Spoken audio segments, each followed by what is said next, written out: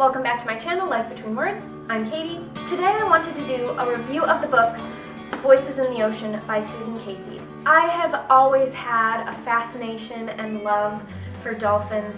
I remember being really little and standing on the beach seeing dolphins play in the ocean and being enthralled by their playfulness. I remember not even knowing what I was looking at, just knowing that these animals had captured some part of me. Fast forward to the year after I graduated college, my grandparents took me and my aunt to Hawaii, the Big Island, and while we were there, I really wanted to swim with the dolphins. Now, they had a dolphin encounter at the resort that we were staying at, which since that time I've come to have some pretty strong opinions about dolphins in captivity, but even then I didn't want to have an artificial encounter with a dolphin. I wanted to swim with them in the ocean. So I did a bunch of research before we went to Hawaii, and I found a tour that would basically take you out into the ocean and find the pod of spinner dolphins, because spinner dolphins are the most common dolphin in Hawaii, and they drop you off,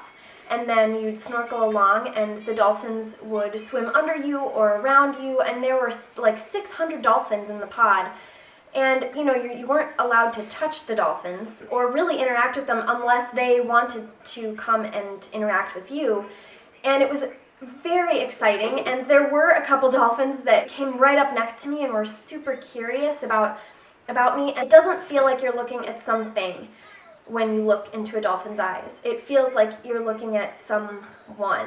When I was swimming with those spinner dolphins in Hawaii, it was one of the best experiences of my life and definitely one of the most lasting. I loved swimming with these dolphins, and it felt, as I was swimming, it felt kind of like I could just swim away with them and live with the dolphins. Now, I don't really mean that, but it was a real profound experience. So when I heard about Susan Casey's book, I knew that I wanted to read it. I also knew that it was going to be a very difficult read, and it definitely was.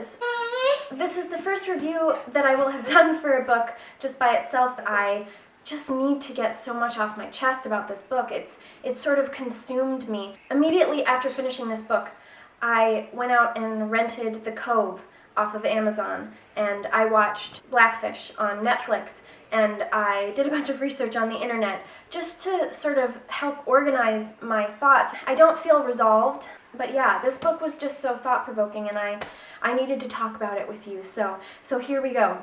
So the book is part memoir, part social commentary, part history, and also part science. It's very well written, it's very engaging, and it's very, very difficult to read. Susan Casey spends the whole book traveling to different communities, talking to different scientists, learning about dolphins, but especially the way humans have interacted and treated dolphins throughout history. She also visits some marine parks, these tourist attractions where we go and observe and watch marine animals do tricks.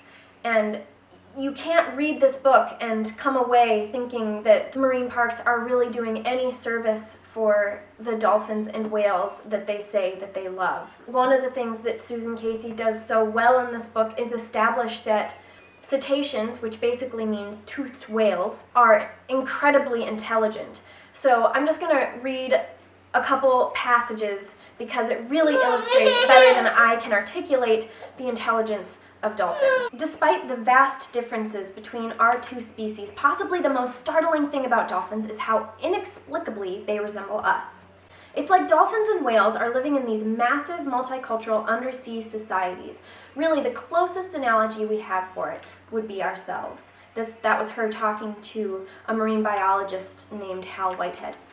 She goes on to say, in any group of dolphins, you'll find cliques and posses, duos and trios and quartets, mothers and babies and spinster aunts, frisky bands of horny teenage males, wily hunters, burly bouncers, sage elders, and their associations are anything but random. Dolphins are strategists. They're also highly social chatterboxes who recognize themselves in the mirror, count, cheer, giggle, feel despondent, stroke each other, adorn themselves, use tools, make jokes, play politics, enjoy music, bring presents on a date, introduce themselves, rescue one another from dangerous situations, deduce, infer, manipulate, improvise, form alliances, throw tantrums, gossip, scheme, empathize, seduce, grieve, comfort, anticipate, fear, and love.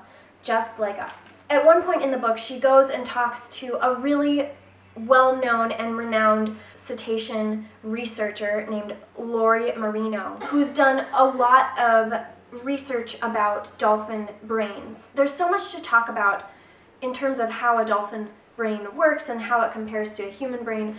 But the one thing that I wanted to mention is that one of the things that sets humans apart from other animals in terms of the brain are these neurons called vens, which are really uncommon in the animal world, but dolphins have them, and they have them in spades. We seem to need our vens to get along with one another, to empathize, to know if we've made a mistake, to modulate our emotions. Vens play a role, it appears, in our ability to trust, to joke around, even to love one another. Whatever their purpose, early estimates suggest that dolphins and whales have about 3 times more of these superstar neurons than we do. She goes on to talk about how these ven neurons play a huge part in what makes dolphins such social creatures, and they think that dolphins are in some ways more socially connected to their pods than we are to each other as people. In reading this book, you know that Susan Casey has an agenda. She anthropomorphizes dolphins, but there's good reason for it. I mean, she already established how intelligent these animals are. They rival the intelligence of humans in a lot of ways. But it is important to note that the book isn't without bias, but it's so thought-provoking. And I wanted to touch on a couple things that the book really made me think very hard about, and I'm continuing to think really hard about it. The first thing it made me think is that perhaps I missed my calling as a cetacean researcher. I'm so fascinated by these toothed whales. I feel such an affinity for them. And to research them in the wild would just bring me so much joy. And I feel a little bit sad that that is not where my life has taken me. Another thing that it made me think about is, what is intelligence? And she kind of talks about this a little bit in her book. Do we measure intelligence because we can hold a pen and write things down? Do we measure intelligence because of our language? Do we measure intelligence because we have self-awareness? We're able to recognize ourselves in a mirror and have an understanding of who we are and our place in the world and our social structure? It's a very philosophical question, and I don't know that I really have an answer about how we measure intelligence. And that has led me down some weird rabbit trails as I've thought about this. Another thing that it made me think quite a lot about is that dolphins are being killed for food, for captivity, and in some cases purely for spite. And I know that I'm looking at some of those things through my own cultural lens, but it's hard to read about what's happening to dolphins around the world and not think that there's just something inherently wrong about it. It also made me think a lot about the captivity of cetaceans and how cruel that practice is. These are creatures that we know are very social, are very tied to their families and their pods. But that led me into thinking about, what rights do animals have? Do they have the same rights as people?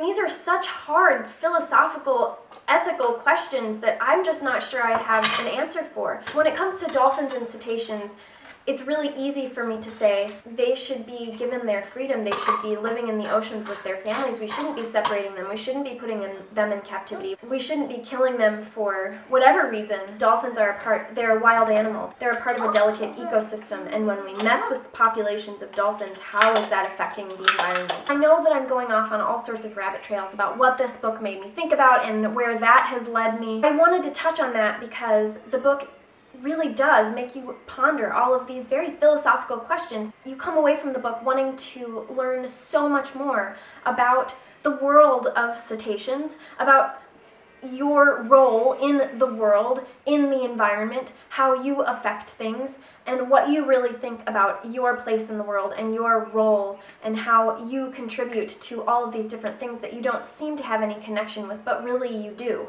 The book is extremely engaging. It's very well thought out. It's very well researched. It's a page turner. You read it. It reads almost like a thriller, and so heartbreaking. There's all these amazing stories that you hear about dolphins who save people or dolphins who have this special connection with people.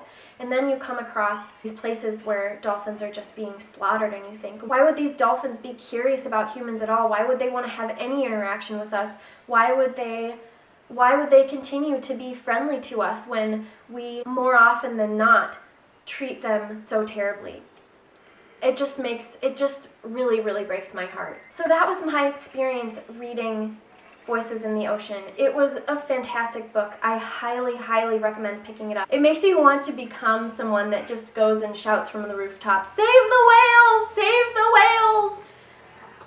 Yeah, I don't feel like I can even articulate very well how thought-provoking this book was. The most compelling thing I can say about this book is that in one way or another, this book has changed my heart, and that is a really powerful thing to say. I found it tragic and heartbreaking, and I also found it informative and in some places incredibly uplifting and amazing. These are such amazing creatures, and we should be treating them with respect.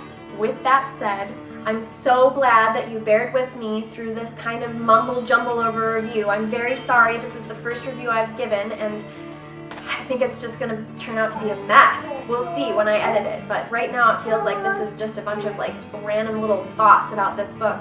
But I hope that you got something from it. Thanks for dropping by. Thanks for sticking with me. I'd love to know if this review provoked any thoughts in you, and I'd love to have a discussion with you down in the comments. So like, comment, and subscribe, and I will talk to you next time.